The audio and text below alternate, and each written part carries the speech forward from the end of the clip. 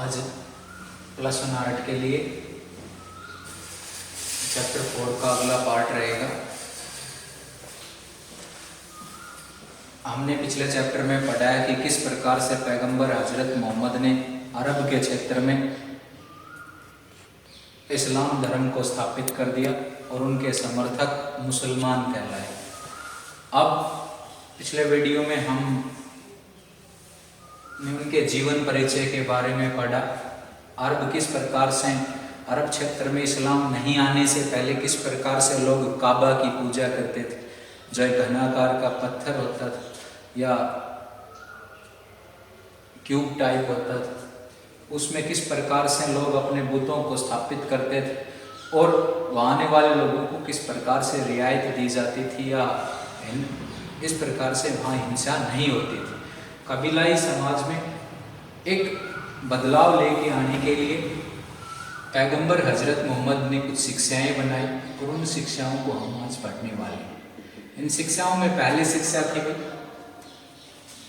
जो हजरत मोहम्मद थे, उन्होंने अपने आप को पैगंबर घोषित किया था। तो सबसे पहली बड़ी बात है कि उनका मानना था कि अल्लाह या खुदा एक है, वह सर्वशक्तिमान है। इसका मतलब सबसे बड़ी पावर इसके पास है, अल्लाह के पास है। वह सर्वशक्तिमान है।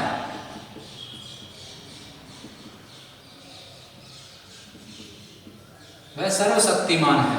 दूसरी बात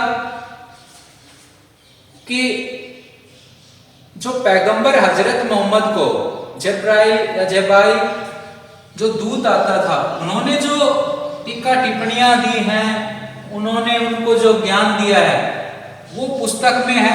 तो उन्होंने बताया कि कुरान शरीफ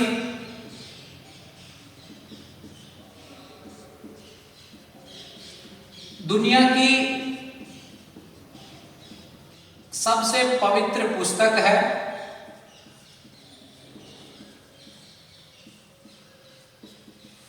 सबसे पवित्र पुस्तक है। नंबर 3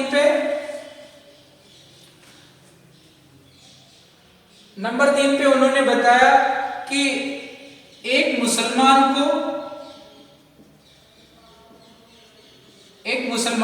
मतलब पैगंबर हजरत मोहम्मद के समर्थक, कि एक मुसलमान को अपने जीवन में एक बार हज मतलब पवित्र यात्रा, मक्का की हज की यात्रा करनी चाहिए।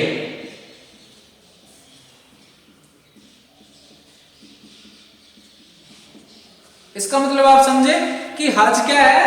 हज पवित्र यात्रा है, एक पवित्र स्थल की यात्रा है जो मक्का की यात्रा के लिए बोला गया। ठीक है। इसमें एक है कि एक मुसलमान को अपने जीवन में एक बार हज की यात्रा जरूर करनी चाहिए। नंबर 4,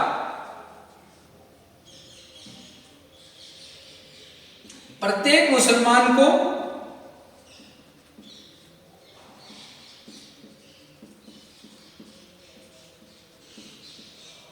दिन में 5 बार नमाज अदा करनी चाहिए।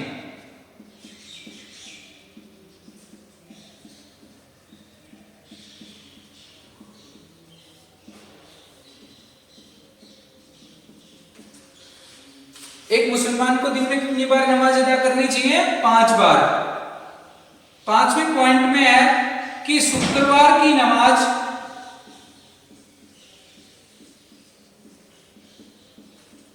सामूहिक रूप से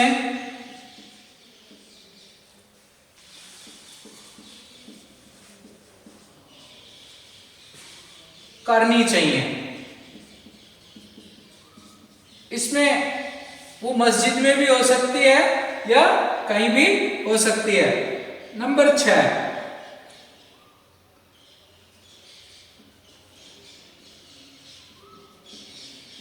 मुसलमान को खैरात खैरात का मतलब होता है दान, बांटना चाहिए।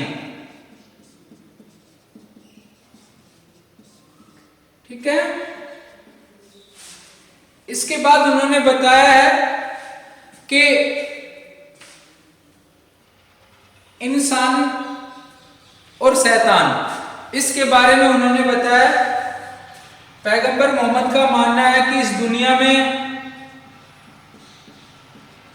फरिश्ते दो प्रकार के होते हैं। फरिश्ते दो प्रकार के होते हैं। एक जो अच्छे लोगों की मदद करते हैं,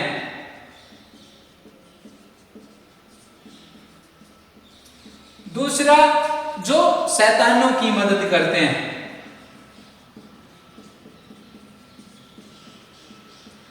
इसका मतलब क्या है? जो अच्छे हैं वो अच्छों की मदद करते हैं, बुरे लोग हैं वो बुरों की मदद करते हैं। नंबर 8, हजरत मोहम्मद ने एक सबसे अच्छी बात बताई कि मदपान मतलब शराब, विलासिता और मूर्ति पूजा,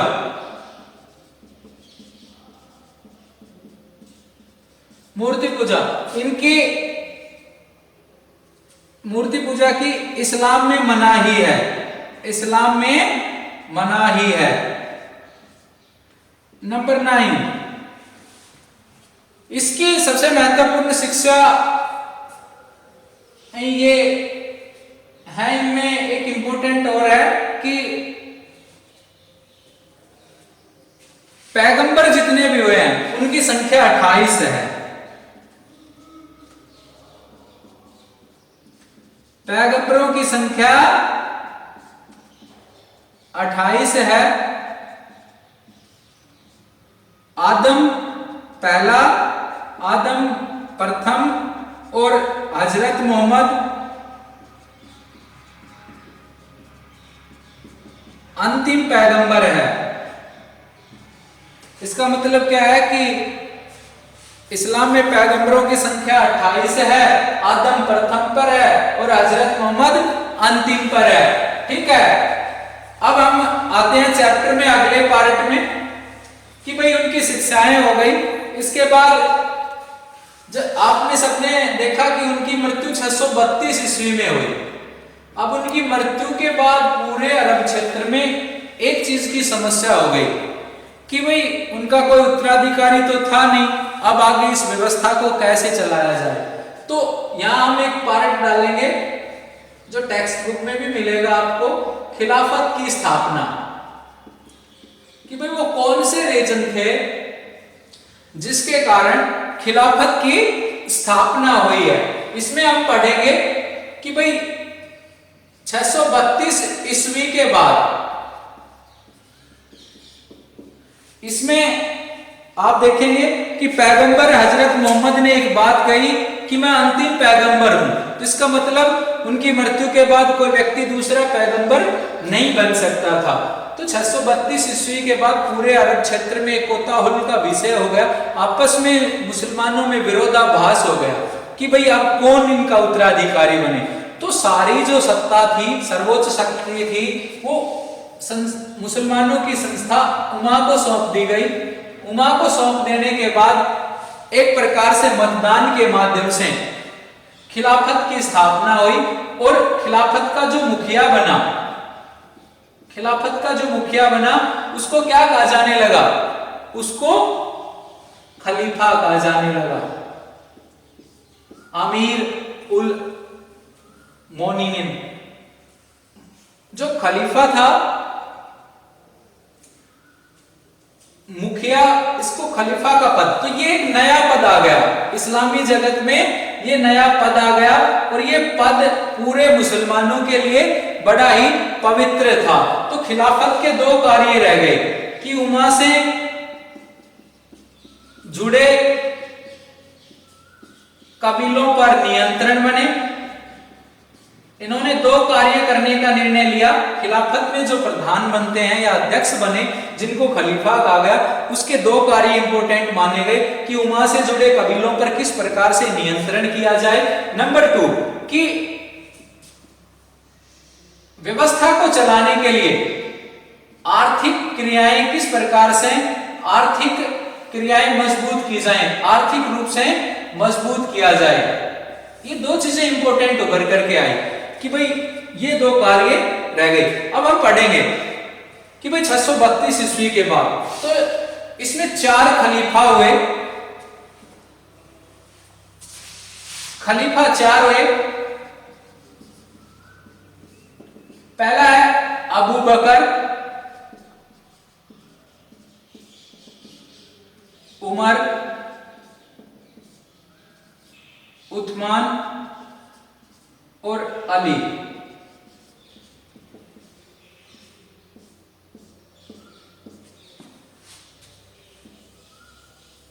इसमें हम देखेंगे कि इस्लामी जगत में पैगंबर हजरत मोहम्मद की मृत्यु के बाद 4 खलीफा हुए।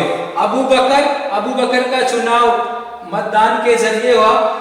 उमर, अबू बकर की मृत्यु के बाद उमर खलीफा बने, उमर के बाद उस्मान आए और अली, ये इंपॉर्टेंट है, अली का जो कार्यकाल है वो 656 ईस्वी से 661 ईस्वी तक रहा। अली पैगंबर हजरत मोहम्मद के दामाद थे, ठीक है। यह हमें समझने की बात रहेगी कि इनका जो कार्यकाल है वो बहुत ज्यादा इंपॉर्टेंट रहा है। 657 ईस्वी में इन्होंने जो पैगंबर हजरत मोहम्मद की पत्नी आयशा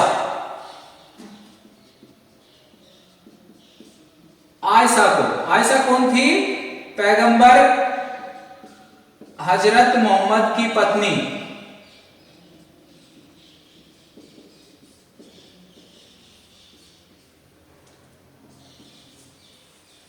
(657) में अली ने आयशा को ऊंट की लड़ाई में हराया।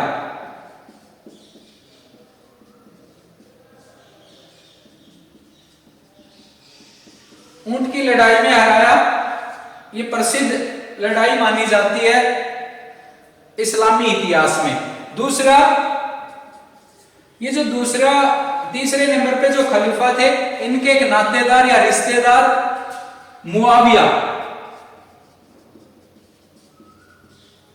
मुआविया के विषय में हम अगले वीडियो में भी पढ़ेंगे। मुआविया के साथ सिफीन,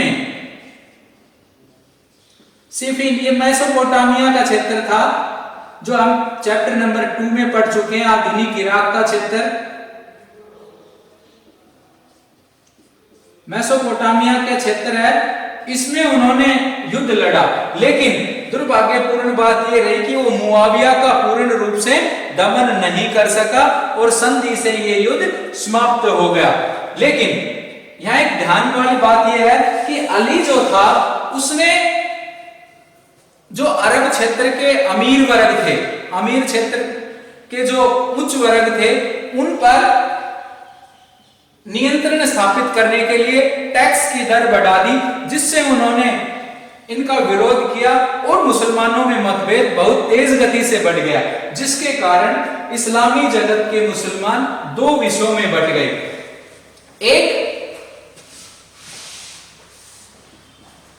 शिया और दूसरा सुन्नी। आपने कभी नाम जरूर सुने होंगे, शिया और सुन्नी मुसलमानों के 2 वर्ग बट गए। कब? जब अली का शासनकाल था। अली के काल में मुसलमानों में मतभेद हो गए और मुसलमानों के 2 वर्ग बन गए, शिया और सुन्नी। हम देखते हैं, शिया वो लोग थे जो अली के अनुयायी थे,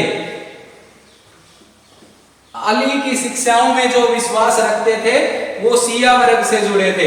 जो सुन्नी कौन थे? सुन्नी वो वर्ग थे जो पैगंबर हजरत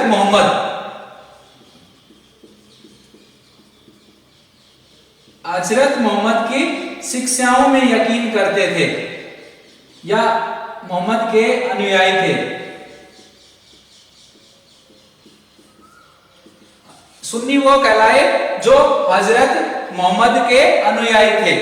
और इस दौर में अली ने अपने आप को कूफा में स्थापित कर लिया। कूफा एक शहर है, कूफा में स्थापित कर लिया। वो मस्जिद में रहने लग गए और इनके जो विरोधी समर्थक थे उनको खरजी कहा गया, उनको खरजी कहा जाने लगा। और 661 ईस्वी में कूफा की मस्जिद में ही एक खरजी ने उन पर हमला कर दिया, जिससे कि उनकी हत्या हो गई। इस प्रकार से हम देखते हैं कि 4 खलीफा हुए, उन 4 खलीफाओं में अली का स्थान है वो भी उच्च वर्ग में माना जाता है, या उस श्रेणी में आता है जिसमें आज भी उनके लाखों अनुयायी वर्तमान समय में भी समाज में देखे जा सकते हैं।